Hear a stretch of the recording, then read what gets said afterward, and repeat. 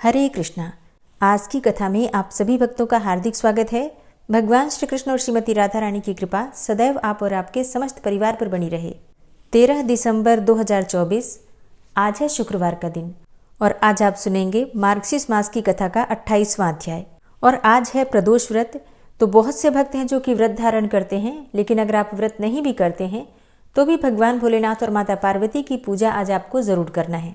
विशेषकर वो दंपत्ति जिनकी कोई संतान नहीं है तो संतान प्राप्ति के लिए प्रदोष का व्रत या तो धारण कर लीजिए या फिर बिना व्रत किए भी पूजा आराधना जरूर कर लीजिए। और प्रदोष व्रत की कथा और पूजा विधि शुभ मुहूर्त की वीडियो चैनल पर अपलोड हो चुकी है, जरूर देख लीजिए। और अब भगवान श्री कृष्ण का ध्यान करके आज की पावन कथा का प्रारंभ करते हैं। श्रीमद् भगवद गीता के 11वें अध्याय का महात्म्य बताते हुए श्री महादेव जी कहते हैं कि हे प्रिय, गीता के वर्णन से संबंध रखने वाली कथा एवं विश्वरूप अध्याय के पावन महात्म्य को श्रवण करो। हे विशाल नेत्रों वाली पार्वती, इस अध्याय के महात्म्य का पूरा वर्णन नहीं किया जा सकता, क्योंकि इसके संबंध में सहस्त्रों कथाएं हैं। उनमें से एक यहाँ कही जाती है, तुम ध्यान पूर्वक सुनो। प्रणीता नदी के तट पर मेघंकर नाम से विख्यात एक बहुत बड़ा नगर है। उसके प्राकार अर्थात चहार दीवारी और गोपुर अर्थात द्वार बहुत ऊंचे हैं। वहां बड़ी बड़ी विश्रामशालाएं हैं जिनमें सोने के खंभे शोभा दे रहे हैं। उस नगर में श्रीमान, सुखी, शांत, सदाचारी तथा जितेंद्रिय मनुष्यों का निवास है। और वहां हाथ में शारंग नामक धनुष धारण करने वाले जगदीश्वर भगवान विष्णु विराजमान हैं। वे पर ब्रह्म के साकार स्वरूप हैं और संसार के नेत्रों को जीवन प्रदान करने वाले हैं। उनका गौरवपूर्ण श्री विग्रह भगवती लक्ष्मी के नेत्र कमलों द्वारा पूजित होता है। भगवान की वह झांकी वामन अवतार की है। मेघ के समान उनका श्याम वर्ण तथा कोमल आकृति है। वक्षस्थल पर श्रीवत्स का चिन्ह शोभा पाता है और वे कमल और वनमाला से विभूषित हैं। अनेक प्रकार के आभूषणों से सुशोभित होकर भगवान वामन रत्नयुक्त समुद्र के सदृश जान पड़ते हैं। पीतांबर से उनके श्याम विग्रह की कांति ऐसी प्रतीत होती है मानो चमकती हुई बिजली से घिरा हुआ स्निग्ध मेघ शोभा पा रहा हो। उन भगवान वामन का दर्शन करके जीव जन्म एवं संसार के बंधनों से मुक्त हो जाता है। उस नगर में मेखला नामक महान तीर्थ है, जिसमें स्नान करके मनुष्य शाश्वत वैकुंठ धाम को प्राप्त होता है। और वहां जगत के स्वामी करुणा सागर भगवान नृसिंह का दर्शन करने से मनुष्य 7 जन्मों के किए हुए घोर पाप से भी छुटकारा पा जाता है। जो मनुष्य मेखला में श्री गणेश जी का दर्शन करता है वह सदा दुस्तर विघ्नों के भी पार हो जाता है। उसी मेघंकर नगर में कोई श्रेष्ठ ब्राह्मण थे जो ब्रह्मचर्य पारायण, ममता और अहंकार से रहित, वेद शास्त्रों में प्रवीण, जितेंद्रिय तथा भगवान वासुदेव के शरणागत थे। उनका नाम सुनंद था। हे प्रिय, वे शारंग धनुष धारण करने वाले भगवान के पास गीता के 11वें अध्याय विश्वरूप दर्शन योग का पाठ किया करते थे। उस अध्याय के प्रभाव से उन्हें ब्रह्म ज्ञान की प्राप्ति हो गई थी। परमानंद संदोह से पूर्ण उत्तम ज्ञानमयी समाधि के द्वारा इंद्रियों के अंतर्मुख हो जाने के कारण वे निश्चल स्थिति को प्राप्त हो गए थे और सदा जीवन मुक्त योगी की स्थिति में ही रहते थे। एक समय जब बृहस्पति सिंह राशि पर स्थित थे, महायोगी सुनंद ने गोदावरी तीर्थ की यात्रा आरंभ की। वे क्रमशः विरज तीर्थ, तारा तीर्थ, कपिला संगम, अष्ट तीर्थ, कपिला द्वार, नृसिंहवन, अंबिकापुरी तथा करस्थानपुर आदि क्षेत्रों में स्नान और दर्शन करते हुए विवाह मंडप नामक नगर में आए।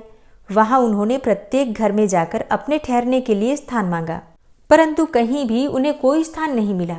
अंत में गांव के मुखिया ने उन्हें एक बहुत बड़ी धर्मशाला दिखा दी।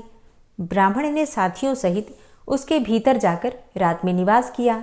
सवेरा होने पर उन्होंने अपने को तो धर्मशाला के बाहर पाया, किंतु उनके और साथी दिखाई नहीं दिए। अब वे उन्हें खोजने के लिए चले। इतने में ही ग्रामपाल अर्थात मुखिया से उनकी भेंट हो गई। ग्रामपाल ने कहा, हे मुनिश्रेष्ठ, तुम सब प्रकार से दीर्घायु जान पड़ते हो। सौभाग्यशाली तथा पुण्यवान पुरुषों में तुम सबसे पवित्र हो और तुम्हारे भीतर कोई लोकोत्तर प्रभाव विद्यमान है। तुम्हारे साथी कहाँ गए और कैसे इस भवन से तुम बाहर आए, इसका पता लगाओ। मैं तुम्हारे सामने इतना ही कहता हूँ कि तुम्हारे जैसा तपस्वी मुझे दूसरा कोई नहीं दिखाई देता। हे विप्रवर, तुम्हें किस महामंत्र का ज्ञान है, किस विद्या का आश्रय लेते हो तथा किस देवता की दया से तुम्हें अलौकिक शक्ति आ गई है। हे भगवान, कृपा करके इस गांव में रहो, मैं तुम्हारी सब प्रकार से सेवा शुश्रूषा करूंगा। अब यूं कहकर ग्रामपाल ने मुनीश्वर सुनंद को अपने गांव में ही ठहरा लिया। वह दिन रात बड़ी भक्ति से उनकी सेवा टहल करने लगा। जब 7-8 दिन बीत गए तब एक दिन प्रातःकाल आकर वो बहुत दुखी होकर महात्मा के सामने रोने लगा और बोला कि हाय, आज रात में राक्षस ने मुझ भाग्यहीन के बेटे को चबा लिया है। मेरा पुत्र बड़ा ही गुणवान और भक्तिमान था। ग्रामपाल के इस प्रकार कहने पर योगी सुनंद ने पूछा, कहाँ है वह राक्षस और किस प्रकार उसने तुम्हारे पुत्र का भक्षण किया है? ग्रामपाल बोला कि हे ब्राह्मण, इस नगर में एक बड़ा भयंकर नरभक्षी राक्षस रहता है। वह प्रतिदिन आकर इस नगर के मनुष्यों को खा लिया करता था। तब एक दिन समस्त नगरवासियों ने मिलकर उससे प्रार्थना की और कहा कि हे राक्षस, तुम हम सब लोगों की रक्षा करो, हम तुम्हारे लिए भोजन की व्यवस्था किए देते हैं। यहाँ बाहर के जो पथिक रात में आकर नींद लेने लगे उनको खा जाना। और इस प्रकार नागरिक मनुष्यों ने गांव के मुखिया अर्थात मेरे द्वारा इस धर्मशाला में भेजे हुए पथिकों को ही राक्षस का आहार निश्चित किया। अपने प्राणों की रक्षा के लिए ही उन्हें ऐसा करना पड़ा। तुम भी अन्य राहगीरों के साथ इस घर में आकर सोए थे, किंतु राक्षस ने उन सबों को तो खा लिया, केवल तुम्हें छोड़ दिया। हे द्विजोत्तम, तुम में ऐसा क्या प्रभाव है, इस बात को तुम ही जानते हो। इस समय मेरे पुत्र का एक मित्र आया था, किंतु मैं उसे पहचान न सका। वह मेरे पुत्र को बहुत ही प्रिय था, किंतु अन्य राहगीरों के साथ उसे भी मैंने उसी धर्मशाला में भेज दिया। मेरे पुत्र ने जब सुना कि मेरा मित्र भी उसमें प्रवेश कर गया है, तब वह उसे वहां से ले आने के लिए गया था, परंतु राक्षस ने उसे भी खा लिया। आज सवेरे मैंने बहुत दुखी होकर उस पिशाच से पूछा कि ओ दुष्टात्मन, तूने रात में मेरे पुत्र को भी खा लिया। तुम्हारे पेट में पड़ा हुआ मेरा पुत्र जिससे जीवित हो सके, ऐसा कोई उपाय यदि हो तो बताओ। तब राक्षस ने कहा कि हे ग्रामपाल, धर्मशाला के भीतर घुसे हुए तुम्हारे पुत्र के ना जानने के कारण मैंने भक्षण किया है। अन्य पथिकों के साथ तुम्हारा पुत्र भी अनजान में ही मेरा ग्रास बन गया है। वह मेरे उदर में जिस प्रकार जीवित और रक्षित रह सकता है, वह उपाय स्वयं विधाता ने ही कर दिया है। जो ब्राह्मण सदा गीता के 11वें अध्याय का पाठ करता हो, उसके प्रभाव से मेरी मुक्ति होगी और मरे हुओं को पुनः जीवन प्राप्त होगा। यहाँ कोई ब्राह्मण रहते हैं जिनको मैंने एक दिन धर्मशाले से बाहर कर दिया था। वे निरंतर गीता के 11वें अध्याय का जप किया करते हैं। इस अध्याय के मंत्र से 7 बार अभिमंत्रित करके यदि वे मेरे ऊपर जल का छींटा दें तो निस्संदेह मेरा शाप से उद्धार हो जाएगा। इस प्रकार उस राक्षस का संदेश पाकर मैं तुम्हारे निकट आया हूँ। तब ब्राह्मण ने पूछा, हे ग्रामपाल, जो रात में सोए हुए मनुष्यों को खाता है, वह प्राणी किस पाप से राक्षस हुआ है? तब ग्रामपाल बोला कि हे ब्राह्मण, पहले इस गांव में कोई किसान ब्राह्मण रहता था। एक दिन वह अगहनी के खेत की क्यारियों की रक्षा करने में लगा हुआ था और वहां से थोड़ी ही दूर पर एक बहुत बड़ा गिद्ध किसी राही को मारकर खा रहा था। उसी समय एक तपस्वी कहीं से आ निकले, जो उस राही को बचाने के लिए दूर से ही दया दिखाते हुए आ रहे थे। अब गिद्ध उस राही को खाकर आकाश में उड़ गया। तब तपस्वी ने कुपित होकर उस किसान से कहा, ओ दुष्ट हलवाहे, तुझे धिक्कार है, तू तो बड़ा ही कठोर और निर्दयी है। दूसरे की रक्षा से मुंह मोड़कर केवल पेट पालने के धंधे में लगा है। तेरा जीवन नष्ट प्राय है। अरे, जो चोर, दाढ़ वाले जीव, सर्प, शत्रु, अग्नि, विष, जल, गिद्ध, राक्षस, भूत तथा बेताल आदि के द्वारा घायल हुए मनुष्यों की शक्ति होते हुए भी उपेक्षा करता है, वह उनके वध का फल पाता है। जो शक्तिशाली होकर भी चोर आदि के चंगुल में फंसे हुए ब्राह्मण को छुड़ाने की चेष्टा नहीं करता, वह घोर नरक में पड़ता है और पुनः भेड़िए की योनि में जन्म लेता है। जो वन में मारे जाते हुए तथा गिद्ध और व्याघ्र की दृष्टि में पड़े हुए जीव की रक्षा के लिए छोड़ो छोड़ो की पुकार करता है, वह परम गति को प्राप्त होता है। जो मनुष्य गौओं की रक्षा के लिए व्याघ्र, भील तथा दुष्ट राजाओं के हाथ से मारे जाते हैं, वे भगवान विष्णु के उस परम पद को पाते हैं जो योगियों के लिए भी दुर्लभ है। सहस्त्र अश्वमेध और 100 वाजपेय यज्ञ मिलकर शरणागत रक्षा की 16वीं कला के बराबर भी नहीं हो सकते। दीन तथा भयभीत जीव की उपेक्षा करने से पुण्यवान पुरुष भी समय आने पर कुंभीपाक नामक नरक में पकाया जाता है। तूने दुष्ट गिद्ध के द्वारा खाए जाते हुए राही को देखकर उसे बचाने में समर्थ होते हुए भी जो इसकी रक्षा नहीं की, इससे तू निर्दयी जान पड़ता है। अतः तू राक्षस हो जा। अब हलवाहा बोला, हे महात्मन, मैं यहाँ उपस्थित अवश्य था, किंतु मेरे नेत्र बहुत देर से खेत की रक्षा करने में लगे थे, अतः पास होने पर भी गिद्ध के द्वारा मारे जाते हुए इस मनुष्य को मैं जान ही नहीं सका, अतः मुझ दीन पर आपको अनुग्रह करना चाहिए। तब तपस्वी ब्राह्मण ने कहा कि जो प्रतिदिन गीता के 11वें अध्याय का जप करता है, उस मनुष्य के द्वारा अभिमंत्रित जल जब तुम्हारे मस्तक पर पड़ेगा, उस समय तुम्हें शाप से छुटकारा मिल जाएगा। अब ये कहकर तपस्वी ब्राह्मण चले गए और वो हलवाहा राक्षस हो गया। अतः हे द्विजश्रेष्ठ, तुम चलो और 11वें अध्याय से तीर्थ के जल को अभिमंत्रित करो, फिर अपने ही हाथ से उस राक्षस के मस्तक पर उसे छिड़क दो। ग्रामपाल की ये सारी प्रार्थना सुनकर ब्राह्मण का हृदय करुणा से भर आया। वे बहुत अच्छा कहकर उसके साथ राक्षस के निकट गए। वे ब्राह्मण योगी थे। उन्होंने विश्वरूप दर्शन नामक 11वें अध्याय से जल अभिमंत्रित करके उस राक्षस के मस्तक पर डाला। तब गीता के 11वें अध्याय के प्रभाव से वह शाप से मुक्त हो गया। उसने राक्षस देह का परित्याग करके चतुर्भुज रूप धारण कर लिया तथा उसने जिन सहस्त्रों पथिकों को भक्षण किया था, वे भी शंख, चक्र और गदा धारण किए चतुर्भुज रूप हो गए। तत्पश्चात वे सभी विमान पर आरूढ़ हुए। इतने में ही ग्रामपाल ने राक्षस से कहा, हे निशाचर, मेरा पुत्र कौन है? उसे तो दिखाओ। उसके जो कहने पर दिव्य बुद्धि वाले राक्षस ने कहा, ये जो तमाल के समान श्याम, 4 भुजाधारी, माणिक्यमय मुकुट से सुशोभित तथा दिव्य मणियों के बने हुए कुंडलों से अलंकृत है, हार पहनने के कारण जिनके कंधे मनोहर प्रतीत होते हैं, जो सोने के भुजबंधों से विभूषित कमल के समान नेत्र वाले, स्निग्ध रूप तथा हाथ में कमल लिए हुए हैं और दिव्य विमान पर बैठकर देवत्व को प्राप्त हो चुके हैं, इन्हीं को अपना पुत्र समझो। अब ये सुनकर ग्रामपाल ने उसी रूप में अपने पुत्र को देखा और उसे अपने घर ले जाना चाहा। तब ये देखकर उसका पुत्र हंस पड़ा और इस प्रकार कहने लगा। पुत्र बोला, हे ग्रामपाल, कई बार तुम भी मेरे पुत्र हो चुके हो। पहले मैं तुम्हारा पुत्र था, किंतु अब मैं देवता हो गया हूँ। इन ब्राह्मण देवता के प्रसाद से वैकुंठ धाम को जाऊंगा। देखो, यह निशाचर भी चतुर्भुज रूप को प्राप्त हो गया। 11वें अध्याय के महात्म्य से ये सब लोगों के साथ श्री विष्णु धाम को जा रहा है। अतः तुम भी इन ब्राह्मण देव से गीता के 11वें अध्याय का अध्ययन करो और निरंतर उसका जप करते रहो। इसमें संदेह नहीं कि तुम्हारी भी ऐसी ही उत्तम गति होगी। हे तात, मनुष्यों के लिए साधु पुरुषों का संग सर्वथा दुर्लभ है, वह भी इस समय तुम्हें प्राप्त है। अतः अपना अभिष्ट सिद्ध करो। धन, भोग, दान, यज्ञ, तपस्या और पूर्व कर्मों से क्या लेना है? विश्वरूप अध्याय के पाठ से ही परम कल्याण की प्राप्ति हो जाती है। पूर्णानंद संदोह स्वरूप श्री कृष्ण नामक ब्रह्म के मुख से कुरुक्षेत्र में अपने मित्र अर्जुन के प्रति जो अमृतमय उपदेश निकला था, वही श्री विष्णु का परम तात्विक रूप है। तुम उसी का चिंतन करो। वह मोक्ष के लिए प्रसिद्ध रसायन है। संसार भय से डरे हुए मनुष्यों की आदि व्याधि का विनाशक तथा अनेक जन्मों के दुखों का नाश करने वाला है।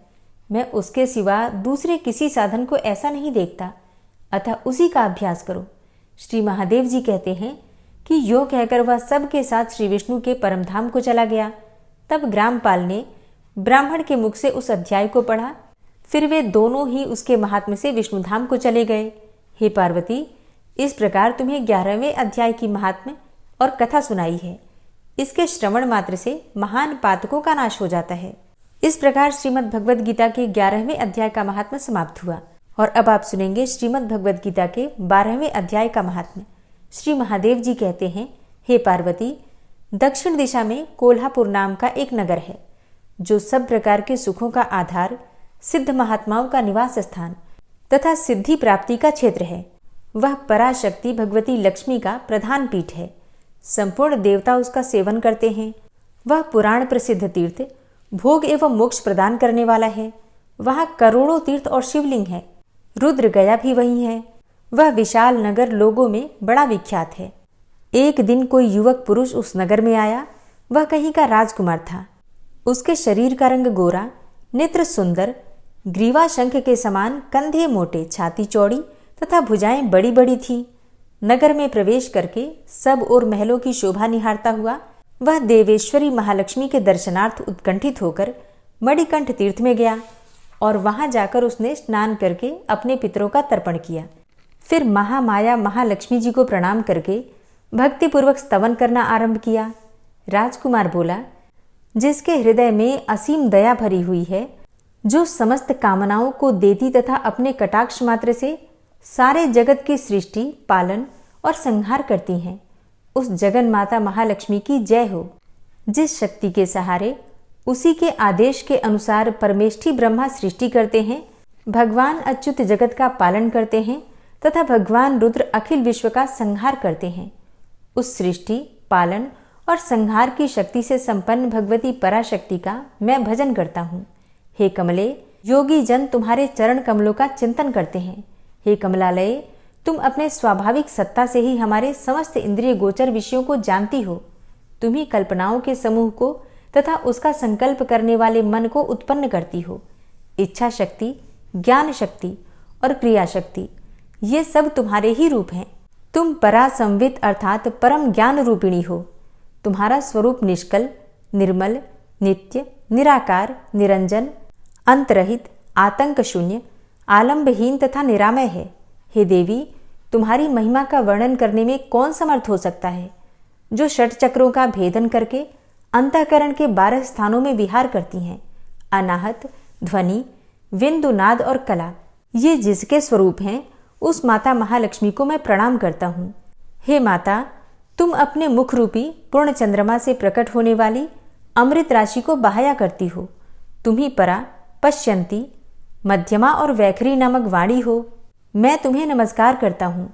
हे देवी, तुम जगत की रक्षा के लिए अनेकों रूप धारण किया करती हो। हे अंबिके, तुम ही ब्राह्मी, वैष्णवी तथा माहेश्वरी शक्ति हो। वाराही, महालक्ष्मी, नारसिंही, ऐन्द्री, कौमारी, चंडिका, जगत को पवित्र करने वाली लक्ष्मी, जगन माता सावित्री, चंद्रकला तथा रोहिणी भी तुम ही हो। हे परमेश्वरी, तुम भक्तों के मनोरथ पूर्ण करने के लिए कल्पलता के समान हो। मुझ पर प्रसन्न हो जाओ। उसके इस प्रकार स्तुति करने पर भगवती महालक्ष्मी अपना साक्षात स्वरूप धारण करके बोली, हे राजकुमार, मैं तुमसे प्रसन्न हूँ। तुम कोई उत्तम वर मांगो। तब राजपुत्र बोला कि माँ, मेरे पिता राजा बृहद्रथ अश्वमेध नामक महान यज्ञ का अनुष्ठान कर रहे थे। वे दैव योग से रोगग्रस्त होकर स्वर्गगामी हो गए। अब इसी बीच में यूप में बंधे हुए मेरे यज्ञ संबंधी घोड़े को, जो समूची पृथ्वी का परिक्रमा करके लौटा था, किसी ने रात्रि में बंधन काटकर कहीं अन्यत्र पहुंचा दिया। उसकी खोज में मैंने कुछ लोगों को भेजा था, किंतु वे कहीं भी उसका पता ना पाकर जब खाली हाथ लौट आए हैं, तब मैं सब ऋत्विजों से आज्ञा लेकर तुम्हारी शरण में आया हूँ। हे देवी, यदि तुम मुझ पर प्रसन्न हो तो मेरे यज्ञ का घोड़ा मिल जाए, जिससे कि यज्ञ पूर्ण हो सके। तभी मैं अपने पिता महाराज का ऋण उतार सकूंगा। शरणागतों पर दया करने वाली हे जगत जननी लक्ष्मी, जिससे मेरा यज्ञ पूर्ण हो, वह उपाय करो। तब भगवती लक्ष्मी ने कहा, हे राजकुमार, मेरे मंदिर के दरवाजे पर एक ब्राह्मण रहते हैं, जो लोगों में सिद्ध समाधि के नाम से विख्यात हैं। वे मेरी आज्ञा से तुम्हारा सब काम पूरा कर देंगे। महालक्ष्मी के ऐसा कहने पर वह राजकुमार उस स्थान पर आए जहां पर सिद्ध समाधि रहते थे, और उनके चरणों में प्रणाम करके राजकुमार चुपचाप हाथ जोड़कर खड़े हो गए। तब ब्राह्मण ने कहा कि तुम्हें माताजी ने यहाँ भेजा है। अच्छा, देखो, अब मैं तुम्हारा सारा अभिष्ट कार्य सिद्ध करता हूँ। यूँ कहकर मंत्रवेत्ता ब्राह्मण ने सब देवताओं को वहीं खींचा। राजकुमार ने देखा, उस समय सब देवता हाथ जोड़े थर थर कांपते हुए वहां उपस्थित हो गए। तब उन श्रेष्ठ ब्राह्मण ने समस्त देवताओं से कहा, हे देवगण, इस राजकुमार का अश्व, जो यज्ञ के लिए निश्चित हो चुका था, रात में देवराज इंद्र ने चुराकर अन्यत्र पहुंचा दिया है। उसे शीघ्र ही लेकर आओ। तब देवताओं ने मुनि के कहने से यज्ञ का घोड़ा लाकर दे दिया। इसके बाद उन्होंने उन्हें जाने की आज्ञा दी। देवताओं का आकर्षण देखकर तथा खोए हुए अश्व को पाकर राजकुमार ने मुनि के चरणों में प्रणाम करके कहा, हे महर्षि, आपका यह सामर्थ्य आश्चर्यजनक है। आप ही ऐसा कार्य कर सकते हैं, दूसरा कोई नहीं। हे ब्रह्मन, मेरी प्रार्थना सुनिए। मेरे पिता राजा बृहद्रथ अश्वमेध यज्ञ का अनुष्ठान आरंभ करके दैव योग से मृत्यु को प्राप्त हो गए हैं। अभी तक उनका शरीर तपाए हुए तेल में सुखाकर मैंने रख छोड़ा है। हे साधु श्रेष्ठ, आप उन्हें पुनः जीवित कर दीजिए।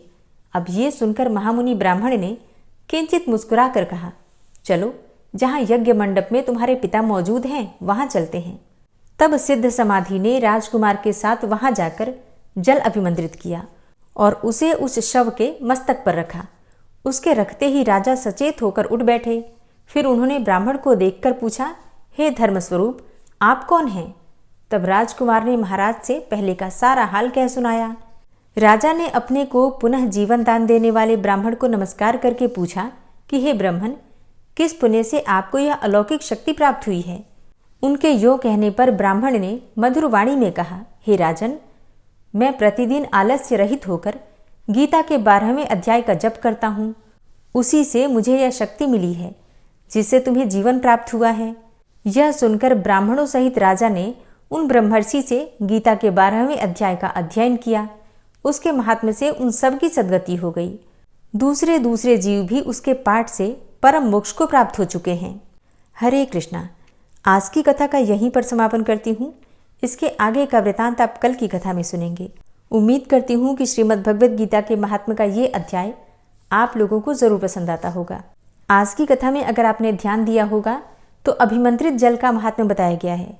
कोई भी मंत्र जो आप जपते हैं, जो आपके द्वारा सिद्ध हो, उस मंत्र को जपकर अगर आप जल अभिमंत्रित करते हैं और उस जल का प्रयोग अगर आप करते हैं अपने घर में किसी भी प्रकार से, जैसे कि अपने परिवार की सुरक्षा के लिए या फिर अपने पति, अपने बच्चों के लिए, किसी भी प्रकार से अगर आप जल का प्रयोग करते हैं, अभिमंत्रित जल का प्रयोग करते हैं, तो ये बहुत अधिक लाभकारी होता है और ये सर्वाधिक श्रेष्ठ उपाय होता है।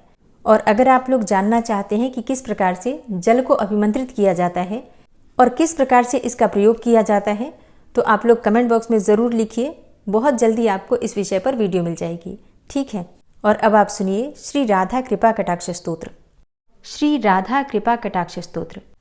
मुनीन्द्र वृंद वंदिते त्रिलोक शोक हारिणी प्रसन्न वक्त्र पंकजे निकुंज भूविलासिनी व्रजेन्द्र भानुनंदिनी व्रजेन्द्र सूनु संगते कदा करिष्यसि हमां कृपा कटाक्ष भाजनम्। अशोक वृक्ष वल्लरी वितान मंडपस्थिते प्रवाल बाल पल्लव प्रभारुणांध्रि कोमले वराभय स्फुरत्करे प्रभूत संपदालये कदा करिष्यसि हमां कृपा कटाक्ष भाजनम्। अनंगरंग मंगलम प्रसंग भंगुरं भ्रुवां सविभ्रमं ससंभ्रमं दृगंत बाणपातने निरन्तरं वशीकृत प्रतीत नन्दनन्दने कदा करिष्यसि हमां कृपा कटाक्ष भाजनम्। तडित्सुवर्ण चंपक प्रदीप्त गौर विग्रहे मुख प्रभा परास्त कोटि सारदेन्दु मंडले विचित्र चित्र संचर चकोर शावलोचने कदा करिष्यसि हमां कृपा कटाक्ष भाजनम्। मदोन्मदादि यौवने प्रमोदमान मंडिते प्रियानुराग रंजिते कला विलास पंडिते अनन्य धन्य कुंज राज्य काम केलि कोविदे कदा करिष्यसि हमां कृपा कटाक्ष भाजनम्। अशेष हाव भाव धीर हीर हार भूषिते प्रभूत शात कुंभ कुंभ कुंभि कुंभ सुस्तनि प्रशस्त मंद हास्य चूर्ण पूर्ण सौख्य सागरे कदा करिष्यसि हमां कृपा कटाक्ष भाजनम्। मृणाल वाल वल्लरी तरंग रंग दौर्लते लताग्रलास्य लोल नील लोचनावलोकने ललल्लुलन्मिलन् मनोज्ञ मुग्ध मोहिनाश्रिते कदा करिष्यसि हमां कृपा कटाक्ष भाजनम्। सुवर्ण मल्लिकांचित त्रिरेख कंबुकंठगे त्रिसूत्र मंगली गुण त्रिरत्न दीप्ति दीधिते सलोल नील कुंतल प्रसून गुच्छ गुंफिते कदा करिष्यसि हमां कृपा कटाक्ष भाजनम्। नितंब बिंब लंबमान पुष्प मेखला गुणे प्रशस्त रत्न किंकिणी कलाप मध्य मंजुले करींद्र शुंड दंडिकावरोह शोभ गोरुके कदा करिष्यसि हमां कृपा कटाक्ष भाजनम्। अनेक मंत्रनाद मंजुनूपुरारवस्खलत् समाज राजहंस वंश निक्वणाति गौरवे विलोल हेमवल्लरी विडम्बि चारुचङ्क्रमे कदा करिष्यसि मां कृपाकटाक्षभाजनम् अनन्तकोटिविष्णुलोकनम्रपद्मजार्चिते हिमाद्रिजापुलोमजा विरिञ्चिजावरप्रदे अपार सिद्धिरिद्धिदिग्धसत्पदाङ्गुलीनखे कदा करिष्यसि मां कृपाकटाक्षभाजनम् मखेश्वरी क्रियेश्वरी स्वधेश्वरी सुरेश्वरी त्रिवेदभारतीश्वरी प्रमाणशासनेश्वरी रमेश्वरी क्षमेश्वरी प्रमोदकाननेश्वरी व्रजेश्वरी व्रजाधिपे श्रीराधिके नमोऽस्तुते इति ममद्भुतं स्तवं निशम्य भानुनन्दिनी करोतु सन्ततं जनं कृपाकटाक्षभाजनम् भवेत्तदैव सञ्चित त्रिरूपकर्मनाशनं लभेत्तदा ब्रजेन्द्रसूनुमण्डलप्रवेशनम् जय जय श्री राधे, जय जय श्री राधे। गजेंद्र मोक्ष पाठ। शुक जी ने कहा कि बुद्धि के अनुसार पिछले अध्याय में वर्णन किए गए रीति से अपने मन को नियंत्रित करके और हृदय को स्थिर करके गजेंद्र अपने पिछले जन्म में याद किए गए सर्वोच्च कार्य और बार बार जप किए जाने वाले स्तोत्र का जप करने लगा। गजेंद्र ने मन ही मन श्री हरि को ध्यान करते हुए कहा कि जिनके प्रवेश करने से शरीर और मस्तिष्क चेतन की तरह व्यवहार करने लगते हैं, ओम द्वारा लक्षित और पूरे शरीर में प्रकृति और पुरुष के रूप में प्रवेश करने वाले उस सर्वशक्तिमान देवता का मैं मन ही मन स्मरण करता हूँ, जिनके सहारे ये पूरा संसार टिका हुआ है और जिनसे ये सारा संसार अवतरित हुआ है, जिन्होंने प्रकृति की रचना की है और जो खुद उसके रूप में ही प्रकट है, लेकिन उसके बावजूद भी वो इस पूरी दुनिया में सर्वोपरि और श्रेष्ठ हैं। ऐसे अपने आप और बिना किसी कारण के भगवान की मैं शरण में जाता हूँ।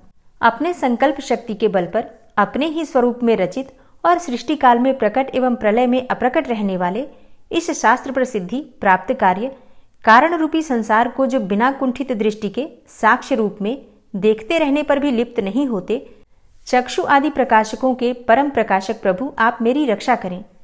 बीतते गए समय के साथ तीनों लोकों और ब्रह्मादि लोकपालों के पंचभूत में प्रवेश कर जाने पर और पंचभूतों से लेकर महत्वपूर्ण सभी कारणों के उनकी परम करुणा स्वरूप प्रकृति में मग्न हो जाने पर उस समय दुर्गेर और घोर अंधकार रूपेण प्रकृति ही बच रही थी। उस अंधकार से परे अपने परम धाम में जो सर्वव्यापी भगवान सभी दिशाओं में प्रकाशित होते रहते हैं, वो भगवान मेरी रक्षा करें। विभिन्न नाट्य रूपों में अभिनय करने वाले और उस अभिनेता के वास्तविक स्वरूप को जिस प्रकार से साधारण लोग भी नहीं जान पाते, उसी तरह से सत्व प्रधान देवता और महर्षि भी जिनके स्वरूप को नहीं जान पाते, ऐसे में कोई साधारण प्राणी उनका वर्णन कैसे कर सकता है। ऐसे दुर्गम चरित्र वाले भगवान मेरी रक्षा करें। अनेकों शक्ति से मुक्त, सभी प्राणियों को आत्मबुद्धि प्रदान करने वाले, सबके बिना कारण हित और अतिशय साधु स्वभाव ऋषि मुनिजन जिनके परम स्वरूप को देखने की इच्छा के साथ वन में रहकर अखंड ब्रह्मचर्य तमाम अलौकिक व्रतों को नियमों के अनुसार पालन करते हैं, ऐसे प्रभु ही मेरी गति है। वह जिनका हमारी तरह न तो जन्म होता है और न जिनके द्वारा अहंकार प्रेरित कर्म ही होते हैं, जिनके निर्गुण स्वरूप का न तो कोई नाम है और न रूप ही है, फिर भी समय के अनुसार जगत की सृष्टि एवं प्रलय के लिए स्वेच्छा से जन्म आदि को स्वीकार करते हैं, उन अनंत शक्ति संपन्न परम ब्रह्म परमेश्वर को नमस्कार है। उन प्राकृत आकार रहित एवं अनेकों आकार वाले अद्भुत कर्मा भगवान को बारंबार नमस्कार है। स्वयं प्रकाशित सभी साक्ष्य परमेश्वर को मेरा शत शत नमन है। वैसे देव जो मन वाणी और चित्तवृत्तियों से परे हैं, उन्हें मेरा बारंबार नमस्कार है। विवेक से परिपूर्ण, पुरुष के द्वारा सभी सत्व गुणों से परिपूर्ण, निवृत्ति धर्म के आचरण से मिलने योग्य और मोक्ष सुख की अनुभूति रूपी भगवान को मेरा नमस्कार है। सत्व गुण को स्वीकार करके शांत, रजोगुण को स्वीकार करके घोर एवं तमोगुण को स्वीकार करके मूढ़ से प्रतीत होने वाले भेद रहित, अतएव सदा समभाव से स्थित ज्ञानघन प्रभु को मेरा नमस्कार है। शरीर इंद्रिय आदि के समुदाय रूप संपूर्ण पिंडों के ज्ञाता, सबके स्वामी एवं साक्षी रूप प्रभु को मेरा नमस्कार है। सबके अंतर्यामी, प्रकृति के भी परम कारण किंतु स्वयं कारण रहित प्रभु को नमस्कार है। संपूर्ण इंद्रियों एवं उनके विषयों के ज्ञाता, समस्त प्रतीतियों के कारण रूप, संपूर्ण जड़ प्रपंच एवं सबकी मूलभूता अविद्या के द्वारा सूचित होने वाले तथा संपूर्ण विषयों में अविद्या रूप से भासने वाले प्रभु को मेरा नमस्कार है। सबके कारण किंतु स्वयं कारण रहित तथा कारण होने पर भी परिणाम रहित होने के कारण अन्य कारणों से विलक्षण कारण आपको बारंबार नमस्कार है। संपूर्ण वेदों एवं शास्त्रों के परम तात्पर्य, मोक्ष रूप एवं श्रेष्ठ पुरुषों की परम गति भगवान को नमस्कार है। जो त्रिगुण रूप काष्ठों में छिपे हुए ज्ञान रूप अग्नि है, उक्त गुणों में हलचल होने पर जिनके मन में सृष्टि रचने की बाह्य वृत्ति जागृत हो उठती है तथा आत्मतत्व की भावना के द्वारा विधि निषेध रूप शास्त्र से ऊपर उठे हुए ज्ञानी महात्माओं में जो स्वयं प्रकाशित हो रहे हैं, उन प्रभु को मैं नमस्कार करता हूँ। मुझ जैसे शरणागत पशु तुल्य अर्थात अविद्याग्रस्त जीवों की अविद्या रूप फांसी को सदा के लिए पूर्ण रूप से काट देने वाले अत्यधिक दयालु एवं दया करने में भी कभी आलस्य न करने वाले नित्य मुक्त प्रभु को नमस्कार है। अपने अंश से संपूर्ण जीवों के मन में अंतर्यामी रूप से प्रकट होने वाले सर्वनियंता अनंत परमात्मा आपको नमस्कार है। शरीर, पुत्र, मित्र, घर, संपत्ति एवं कुटुंबियों में आसक्त लोगों के द्वारा कठिनता से प्राप्त होने वाले तथा मुक्त पुरुषों के द्वारा अपने हृदय में निरंतर चिंतित ज्ञान स्वरूप सर्वसमर्थ भगवान को नमस्कार है। जिन्हें धर्म, अभिलाषित भोग, धन तथा मोक्ष की कामना से भजने वाले लोग अपनी मनचाही गति पा लेते हैं, अपितु जो उन्हें अन्य प्रकार के अयाचित भोग एवं अविनाशी पार्षद शरीर भी देते हैं, वे अतिशय दयालु प्रभु मुझे इस विपत्ति से सदा के लिए उबार लें। जिनके अनन्य भक्त जो वस्तुतः एकमात्र उन भगवान के ही शरण हैं, धर्म, अर्थ आदि किसी भी पदार्थ को नहीं चाहते, अपितु उन्हीं के परम मंगलमय एवं अत्यंत विलक्षण चरित्रों का गान करते हुए आनंद के समुद्र में गोते लगाते रहते हैं, उन अविनाशी, सर्वव्यापक, सर्वश्रेष्ठ ब्रह्मादि के भी नियामक, अभक्तों के लिए प्रकट होने पर भी भक्ति योग द्वारा प्राप्त करने योग्य, अत्यंत निकट होने पर भी माया के आवरण के कारण अत्यंत दूर प्रतीत होने वाले, इंद्रियों के द्वारा अगम्य तथा अत्यंत दुर्विज्ञेय, अंत रहित किंतु सबके आदि कारण एवं सब ओर से परिपूर्ण उन भगवान की मैं स्तुति करता हूँ। ब्रह्मा आदि समस्त देवता, चारों वेद तथा संपूर्ण चराचर जीव नाम और आवृत्ति भेद से जिनके अत्यंत क्षुद्र अंश के द्वारा रचे गए हैं, जिस प्रकार प्रज्वलित अग्नि से लपटे तथा सूर्य से किरणें बार बार निकलती हैं और पुनः अपने कारण में ही लीन हो जाती हैं, उसी प्रकार बुद्धि, मन, इंद्रिय और नाना योनियों के शरीर, यह गुणमय प्रपंच जिन स्वयं प्रकाश परमात्मा से प्रकट होता है और पुनः उन्हीं में लीन हो जाता है, वे भगवान न तो देवता हैं और न असुर, न मनुष्य हैं न तिर्यक अर्थात मनुष्य से नीची, पशु, पक्षी आदि किसी भी योनि के प्राणी हैं, न वे स्त्री हैं और न पुरुष हैं और ना ही नपुंसक हैं, न वे ऐसे कोई जीव हैं जिनका इन तीनों ही श्रेणियों में समावेश हो सके, न वे गुण हैं, न कर्म है, न कार्य है और न तो कारण ही है। सबका निषेध हो जाने पर जो कुछ बच रहता है वही उनका स्वरूप है और वे ही सब कुछ हैं। ऐसे भगवान मेरे उद्धार के लिए आविर्भूत हों। मैं इस ग्राह के चंगुल से छूटकर जीवित नहीं रहना चाहता, क्योंकि भीतर और बाहर सब ओर से अज्ञान से ढके हुए इस हाथी के शरीर से मुझे क्या लेना है। मैं तो आत्मा के प्रकाश को ढक देने वाले उस अज्ञान की निवृत्ति चाहता हूँ, जिसका कालक्रम से अपने आप नाश नहीं होता, अपितु भगवान की दया से अथवा ज्ञान के उदय से ही होता है। इस प्रकार मोक्ष का अभिलाषी मैं विश्व के रचयिता, स्वयं विश्व के रूप में प्रकट तथा विश्व से सर्वथा परे, विश्व को खिलौना बनाकर खेलने वाले, विश्व में आत्मरूप से व्याप्त, अजन्मा, सर्वव्यापक एवं प्राप्य वस्तुओं में सर्वश्रेष्ठ भी भगवान को केवल प्रणाम ही करता हूँ, उनकी शरण में हूँ। जिन्होंने भगवत भक्ति रूप योग के द्वारा कर्मों को जला डाला है, वे योगी लोग उसी योग के द्वारा शुद्ध किए हुए अपने हृदय में जिन्हें प्रकट हुआ देखते हैं, उन योगेश्वर भगवान को मैं नमस्कार करता हूँ। जिनकी त्रिगुणात्मक अर्थात सत्व, रज, तम रूप शक्तियों का राग रूप वेग असह्य है, जो संपूर्ण इंद्रियों के विषय रूप में प्रतीत हो रहे हैं, तथापि जिनकी इंद्रियां विषयों में ही रची पची रहती हैं, ऐसे लोगों को जिनका मार्ग भी मिलना असंभव है, उन शरणागत रक्षक एवं अपार शक्तिशाली आपको बार बार नमस्कार है। जिनकी अविद्या नामक शक्ति के कार्यरूप अहंकार से ढके हुए अपने स्वरूप को यह जीव जान नहीं पाता, उन अपार महिमा वाले भगवान की मैं शरण में आया हूँ। जिसने पूर्वोक्त प्रकार से भगवान के भेद रहित निराकार स्वरूप का वर्णन किया था, उस गजराज के समीप जब ब्रह्मा आदि कोई भी देवता नहीं आए जो भिन्न भिन्न प्रकार के विशिष्ट विग्रहों को ही अपना स्वरूप मानते हैं, तब साक्षात श्रीहरि जो सबके आत्मा होने के कारण सर्वदेव स्वरूप हैं, वहां प्रकट हो गए। गजराज को उस प्रकार से दुखी देखकर तथा उसके द्वारा पड़ी हुई स्तुति को सुनकर सुदर्शन चक्रधारी जगदाधार भगवान इच्छानुरूप वेग वाले गरुड़ जी की पीठ पर सवार होकर स्तवन करते हुए देवताओं के साथ तत्काल उस स्थान पर पहुंच गए जहां पर वह हाथी था। सरोवर के भीतर महाबली ग्रह के द्वारा पकड़े जाकर दुखी हुए उस हाथी ने आकाश में गरुड़ की पीठ पर सवार चक्र उठाए भगवान श्री हरि को देखकर अपनी सूंड को, जिसमें उसने पूजा के लिए कमल का एक फूल ले रखा था, ऊपर उठाया और बड़ी ही कठिनाई से सर्वपूज्य भगवान नारायण आपको नमस्कार है, यह वाक्य कहा। उसे पीड़ित देखकर अजन्मा श्रीहरि एकाएक गरुड़ को छोड़कर नीचे झील पर उतर आए। वे दया से प्रेरित होकर ग्राह सहित उस गजराज को तत्काल झील से बाहर निकाल लाए और देवताओं के देखते ही देखते चक्र से मुंह चीरकर उसके चंगुल से हाथी को उबार लिया। गजेंद्र मोक्ष स्तोत्र संपूर्ण हुआ। और अब बड़े ही प्रेम से भक्ति भाव से जयकारा लगाइए भगवान श्री हरि विष्णु की जय। और अब आप सुनेंगे श्री तुलसी चालीसा।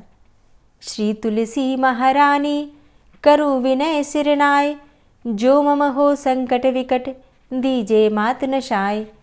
नमो नमो तुलसी महारानी, महिमा अमित न जाए बखानी। दियो विष्णु तुमको सन्माना, जग में छायो सुयस महाना। विष्णु प्रिया जय जयति भवानी, तिहु लोक की हो सुख खानी। भगवत पूजा करे जो कोई, बिना तुम्हारे सफल न होई। जिन घर तव नहीं होय निवासा, उस घर कर ही विष्णु नहीं बासा। करे सदा जो तव नित सुमिरन, तेहि के काज होय सब पूरन। कार्तिक मास महात्म तुम्हारा, ताको जानत सब संसारा। तव पूजन जो करे कुंवारी, पावे सुंदर वर सुकुमारी। करे जो पूजा नित प्रति नारी, सुख संपत्ति से होय सुखारी। वृद्धा नारी करे जो पूजन, मिले भक्ति होवे पुलकित मन। श्रद्धा से पूजे जो कोई, भवनिधि से तर जावे सोई। कथा भागवत यज्ञ करावे, तुम बिन नहीं सफलता पावे। छायो तब प्रताप जग भारी, ध्यावत तुम्हि सकल चित धारी। तुम्ही मात यंत्रन तंत्रन में, सकल काज सिद्धि होवे क्षण में। औषधि रूप आप हो माता, सब जग में तव यश विख्याता। देव ऋषि मुनि और तपधारी, करत सदा तव जय जयकारी। वेद पुराणन तव यश गाया, महिमा अगम पार नहीं पाया। नमो नमो जय जय सुख कारणी, नमो नमो जय दुख निवारणी। नमो नमो सुख संपत्ति देनी, नमो नमो अघ काटन चेनी। नमो नमो भक्तन दुख हरणी, नमो नमो दुष्टन मद छेनी। नमो नमो भव पार उतारणी, नमो नमो परलोक सुधारणी। नमो नमो निज भक्त उबारणी, नमो नमो जन काज सवारणी। नमो नमो जय कुमति नशावनी, नमो नमो सब सुख उपजावनी। जयति जयति जय तुलसी माई, ध्याऊं तुमको शीश नवाई। निज जन जानी मोहि अपनाओ, बिगड़े कारज आप बनाओ। करूं विनय मैं मात तुम्हारी, पूर्ण आशा करहु हमारी। शरण चरण कर जोरी मनाऊं, निश दिन तेरे ही गुण गाऊं। करहु मात अब मोह पर दाया, निर्मल होए सकल मम काया। मांगू मातु यही बर दीजे, सकल मनोरथ पूर्ण कीजे।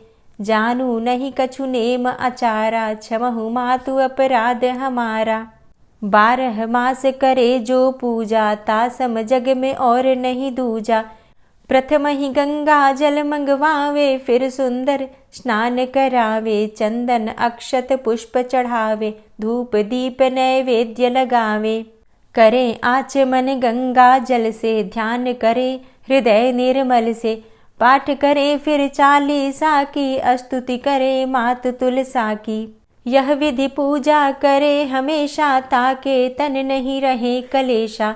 करे मास कार्तिक का साधन, सोवे नित पवित्र हुई जाहि। है यह कथा महासुखदाई, पढ़े सुने सो भव तर जाई। यह श्री तुलसी चालीसा, पाठ करे जो कोय, गोविंद सो फल पावही, जो मन इच्छा होय। तुलसी चालीसा संपूर्ण। और अब आप सुनेंगे तुलसी महारानी की आरती। तुलसी महारानी नमो नमो, हरि की पटरानी नमो नमो। तुलसी महारानी नमो नमो, हरि की पटरानी नमो नमो। धन्य तुलसी पूर्ण तप कीनो, धन्य तुलसी पूर्ण तप कीनो। शालिग्राम की बनी पटरानी नमो नमो। तुलसी महारानी नमो नमो, हरि की पटरानी नमो नमो। जाके पत्र मंजरी कोमल, जाके पत्र मंजरी कोमल। श्रीपति कमल चरण लपटानी नमो नमो, हरि की पटरानी नमो नमो। तुलसी महारानी नमो नमो। धूप दीप नैवेद्य आरती, धूप दीप नैवेद्य आरती। पुष्पन की वर्षा बरसानी नमो नमो, हरि की पटरानी नमो नमो। तुलसा महारानी नमो नमो। 56 भोग 36 व्यंजन, 56 भोग 36 व्यंजन। बिन तुलसा हरि एक न मानी नमो नमो। तुलसी महारानी नमो नमो, हरि की पटरानी नमो नमो। सभी सखी मैया तेरो यश गावे, सभी सखी मैया तेरो यश गावे। भक्ति दान दीजे महारानी नमो नमो। तुलसा महारानी नमो नमो, हरि की पटरानी नमो नमो। नमो नमो तुलसा महारानी, नमो नमो तुलसी महारानी। तुलसी महारानी नमो नमो, हरि की पटरानी नमो नमो। तुलसी महारानी नमो नमो, हरि की पटरानी नमो नमो। प्रेम से बोलिए तुलसी मैया की जय। दोस्तों, मार्गशीर्ष मास के प्रदोष व्रत और पूर्णिमा की वीडियो चैनल पर अपलोड हो चुकी है, ज़रूर देख लीजिए। उम्मीद करती हूँ आज की वीडियो आपको पसंद आई होगी।